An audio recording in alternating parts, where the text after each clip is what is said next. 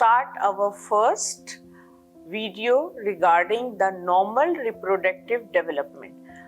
The aim of starting from the beginning is because if there is any abnormality during development and it affect on the female's life will be understood properly. So let's start normal reproductive development of female genital tract. Anatomically and embryologically, the common mesodermal ridge, that is intermediate mesoderm along the abdominal cavity posterior wall, is where the genital and urinary symptoms develop. Both these systems are developed nearby to each other by mesonephric duct and paramesonephric duct. Now, let's start with the gonads. Genetically determine the sex of the embryo upon the fertilization, but the gonad do not develop male or female physical trait until the 7th week of life. This is the embryological life. The genital and or conidal ridges are the first longitudinal ridges to develop. They are created by the underlying mesenchyma condensing and the coelomic epithelium proliferation. During embryological life, there is 44XY and 44XX. 44XY are under the influence of Y and 44XX are without the influence of Y. Indifferentiate gonad will develop. Either they will go into testis if they are under the influence of Y, or ovary without the X influence. There in testis, we will give you little idea about medullary cords develop, no cortical cords are there, and thick tunica albuginea is present. But our aim is mainly on ovary. Ovary has this medullary cord degenerate that will persist in testis. Cortical cords develop. No tunica albuginea is present in the ovary. So this is the difference between testis and ovary. Normal reproductive development, embryologically development of the genital tract. You are seeing the two photos. The down 3 weeks old embryo, primordial germ cells in the wall of yolk sac close to the attachment of allantois. The genital ridge does not contain any germ cell until the 6th week of development. Actually, it started by 3 weeks, the germ cell, but till 6th week, it will not reach to genital ridges. Early in the development, primordial germ cells are found in the wall of yolk sac near the allantois, and by mean of amoeboid migration, these germ cells they reach to perinatal gonads at the start of 5th week of development, and they appear by 6th week. In the 6th week, they invade the genital ridges. The gonad's inductive development into the ovary and testis is influenced by the primordial germ cells you can see in the photo up. Now, second thing is the ovary, how the ovary will form. The medullary region of the ovary contain a group of primitive germ cells. In a fetal female embryo with the XX chromosome complement and no Y chromosome, the primitive sex cord separated into irregular cell clusters. Later on, these cell clusters they vanished and replaced by the ovarian medulla vascular stroma. During the 7th week, the surface epithelium of the female gonads keeps growing. It results in the formation of second generation cortical cord which stay at the surface even after penetrating the underlying mesenchyma. The chorda separates into separate cluster in the 4th month. One or more primordial germ cells develop each. After then, germ cells mature into oogonia and the surrounding epithelium cell, which are descended from the surface epithelium to form the follicular cells. All these information help you in the future. Following their development into oogonia, germ cells give rise to a follicular cells, which are the offspring on the surface epithelium in the surrounding epithelial cell. The gonad finally formed and it descends directly beneath the actual pelvic rim where the ovary is present. The ovary's suspensory ligament is formed by the cranial genital ligament.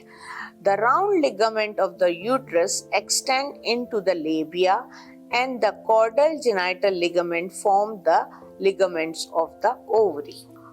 Now, we comes to the development of uterus. There are genital ducts, the paramesonephric duct and mesonephric ducts are two pairs of the ducts. On the anterior surface of the urogenital ridge, the paramesonephric duct originates as a longitudinal invagination of the coelomic epithelium.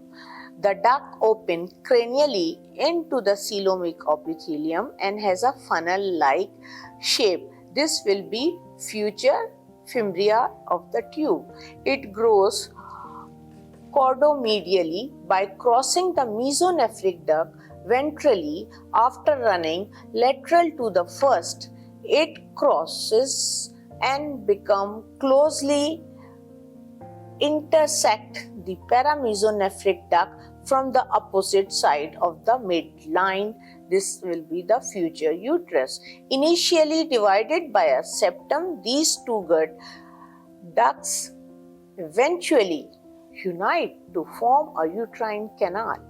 They combine duct caudal tips project into the urogenital sinus in the posterior wall where it causes a minor swelling known as paramesonephric or Mullerian tubercle. On either side of the mesonephric tubercle, the mesonephric duct open into urogenital sinus. In females, primary genital ducts develop from the paramesonephric duct. Each duct has three identifiable parts. The opening of the cranial vertical portion into the coelomic cavity. Second is the section that runs horizontally across the mesonephric duct. The third is vertical caudal portion that unite with its partner on the other side. The first two sections grow into uterine tubes. Upon descent of the ovary, the uterine canal is formed by the fusion of caudal portion. Now, the midline duct fuse, a wide pelvic fold develop. This is the broad ligament. Broad ligament is a fold that runs from the lateral side of the fused paramesonephric duct to the pelvic wall. Located at the upper boundary in the uterine tube, the ovary is located on its posterior border. These are very important. Keep in your mind, it always comes in your MCQs. Uterosacral pouch and uterovesical pouch are the two divisions of the pelvic cavity made by the uterus and the broad ligament. The uterus corpus and the cervix are produced by the fused mesonephric duct, a layer of mesenchyma that makes up the uterus muscle cord, myometrium, peritoneal covering known as the parametrium surround them. Now, we talked about the ovaries, uterus, fallopian tubes, how they develop embryologically. Now comes to the vagina. The two solid evagination emerge from the pelvic region of the sinus shortly after the solid tip of the mesonephric duct enters the urogenital sinus. These evaginations are the solid vaginal plates which proliferate and form the sinovaginal bulb. The cranial portion of the plate continue to proliferate, resulting in an increase in the distance between the uterus and the urogenital sinus. The vaginal fornices, which resembles wings and extend around the end of the uterus, are the paramesonephric origin by the 5th month when the vagina outgrowth is completely canalized. The vagina has two origins. One is from uterine canal derived from the upper portion, while the urogenital sinus derives from the lower portion. What is hymen and how it develops? Hymen, a thin tissue, keeps the lumen of the vagina and the urogenital sinus separated. There is a thin layer of vaginal cells and the sinus epithelial lining within it.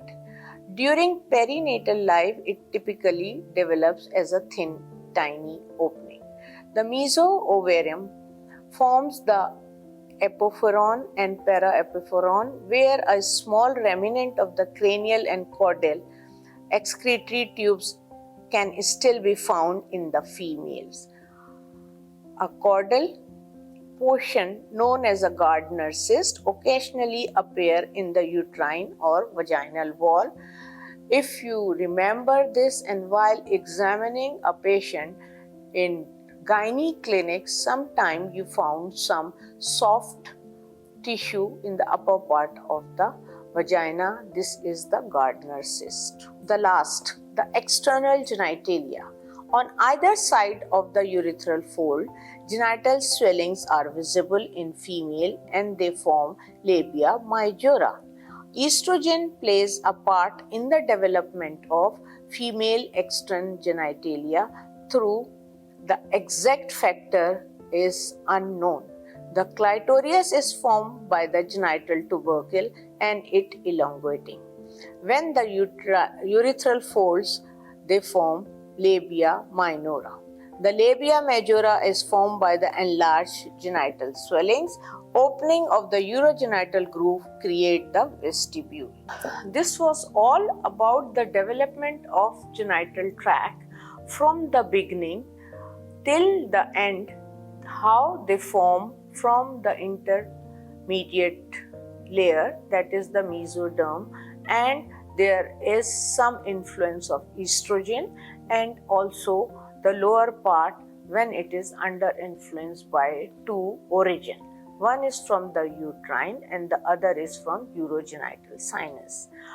If you keep all these information and revise it, it helps to in the future when we discuss about the abnormality that affect the early menarche, delayed puberty, or other problems that arise in the female reproductive age. Thank you. Don't forget to like or subscribe the channel so you will never miss a video. Feel free to write a comments in comment box or any topic you want to see in future.